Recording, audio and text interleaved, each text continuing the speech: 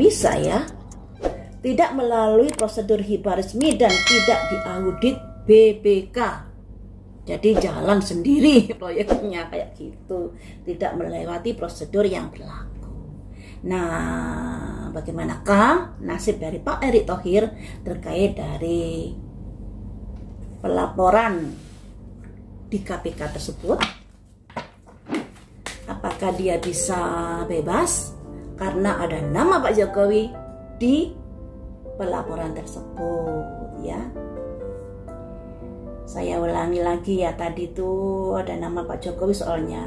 Ketua Umum MSPI Sarman El Hakim menyebut Erick Thohir selaku Ketua Umum PSSI bersama Presiden RI saat itu Joko Widodo menjadi pihak terlapor. Jadi yang dilaporkan ini adalah Pak Erick Thohir dengan Pak Joko Widodo, Pak Jokowi. Kita prediksi satu-satu. Yang pertama ini nasibnya Pak Erick Thohir.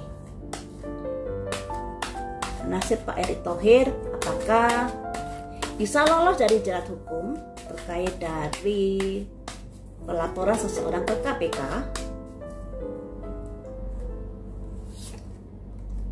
Tujuh cangkir. Yang artinya pelaporan ini masih perlu diselidiki lebih dalam lagi. Tidak serta-merta kalau sudah dilaporkan pasti bersalah. Tidak. Segala sesuatunya harus didalami ya. Terkait dari masalah uang Raja Koin ini. Nah, Menara putus teman-teman, yang artinya akan berproses ke ranah pengadilan nantinya. Bagaimanakah nasib Pak Erick Thohir terkait dari kasus ini? Nasibnya ada roda berputar, perputaran nasib menuju ke arah mana? Ke arah The Magician, memanfaatkan. Jadi kartunya kurang bagus ini untuk Pak Erick Thohir.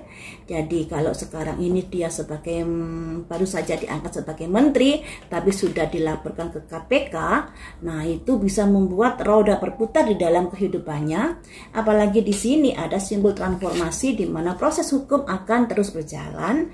Dan terkait dari The Magician ini di mana dia dalam perencanaan pembangunan di IKN tersebut ada upaya-upaya untuk memanfaatkan atau menghindari adanya proses yang berlaku ini. Ada The Magician, manipulatif bisa dibilang seperti itu juga. Nah, mari kita atau begini ya. Apakah The Magician ini atas suruhan seseorang ataukah atas inisiatif kamu sendiri? Ada 6 pedang. Mungkin atas suruhan atau perintah seseorang. Tapi pada akhirnya orang ini yang memberikan kayak harus begini terkait dari pembangunan di IKN tersebut. Pada akhirnya orang tersebut akan menjauhi dari masalah yang dihadapi Erick Thohir. Berusaha cuci tangan di sini. Ini. Selanjutnya nasib Pak Erick Thohir lantas bagaimana? Masa harus menanggung sendiri? 4 koin. Ya, semuanya itu terkait dari harta, hibah, dan lain sebagainya yang diperuntukkan untuk pembangunan sebuah gedung di IKN tersebut. Kalau dari sini memang sih ada sesuatu kejanggalan yang kebaca ya, makanya proses hukum akan berlanjut. Dan pihak-pihak yang terkait di masalah ini pada akhirnya berusaha untuk menjauh.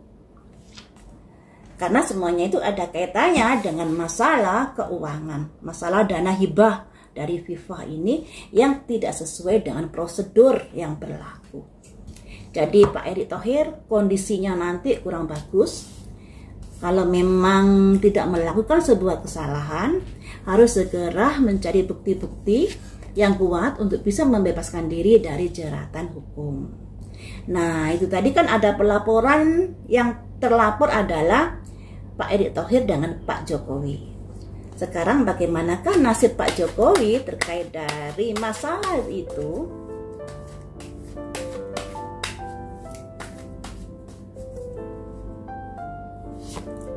The Star masih baik nasibnya. Mengapa begitu?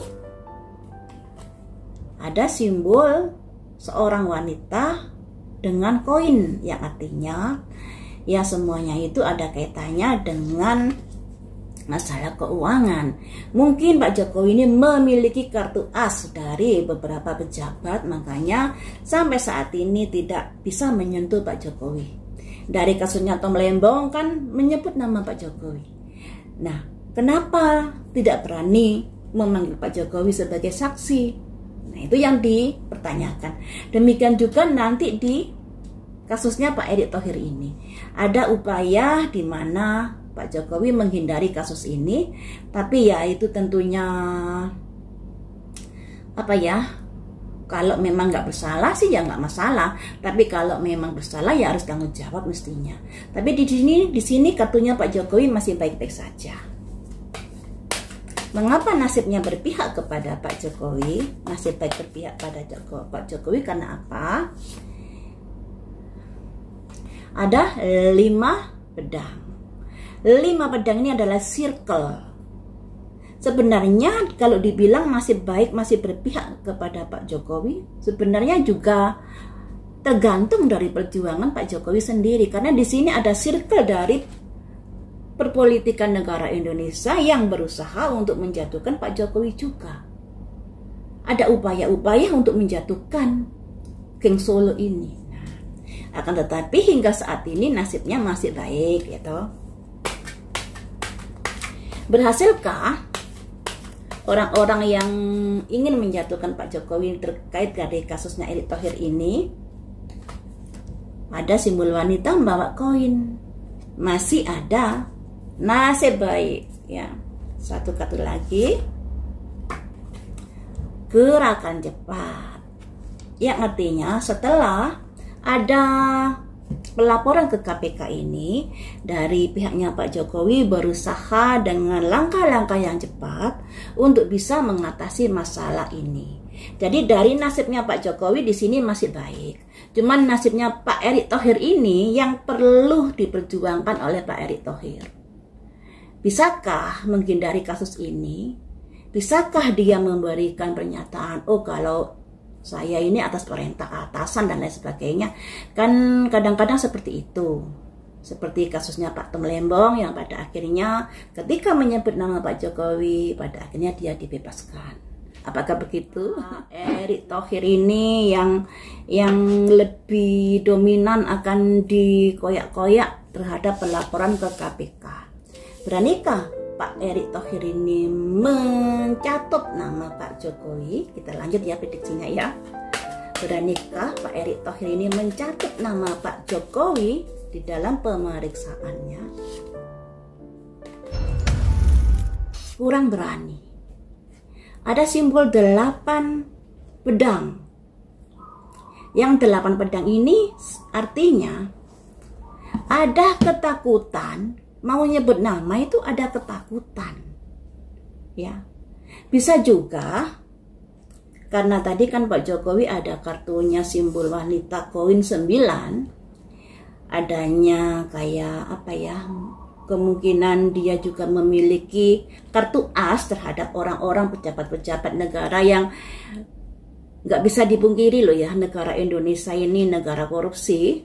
Bisa jadi Pak Jokowi ini memiliki kartu as para mereka tersebut sehingga untuk saat ini masih belum tersentuh walaupun dari beberapa kasus menyebut nama Pak Jokowi. Demikian juga dari kasusnya Erick Thohir di sini ternyata ada 8 pedang. Nah, 8 pedang ini artinya Pak Erick Thohir harus hati-hati, juga harus bisa menyampaikan kebenaran. Karena jangan menanggung sendiri atas sebuah kesalahan yang dilakukan bersama-sama. Itu saja sih pesan saya. Kalau kurang berani menyampaikan, tentunya nanti ya Pak Erick Thohir yang susah sendiri. Karena di sini simbolnya ada kekhawatiran untuk menyebutkan sebuah nama. Dikarenakan adanya sebuah hubungan atau sebuah perencanaan yang ada kaitannya dengan pembangunan sebuah gedung di IKN tersebut. Nah, tinggal Pak Erick Thohir beranikah menyebut nama? Jangan sampai ditanggung sendiri sebuah kesalahan itu. Ya, nggak tahu lagi kalau misalnya Pak Erick Thohir yang maju dikoyak-koyak, sedangkan dari Pak Jokowi yang berusaha mensupport atau main catur, melobi dan lain sebagainya, itu bisa juga yang akan dilakukan Pak Jokowi. Walaupun tadi itu kartunya bagus, apa yang akan dilakukan Pak Jokowi terkait dari dirinya yang sebagai terlapor? Ada 2 tongkat. Seperti yang saya bilang tadi, berusaha untuk melobi.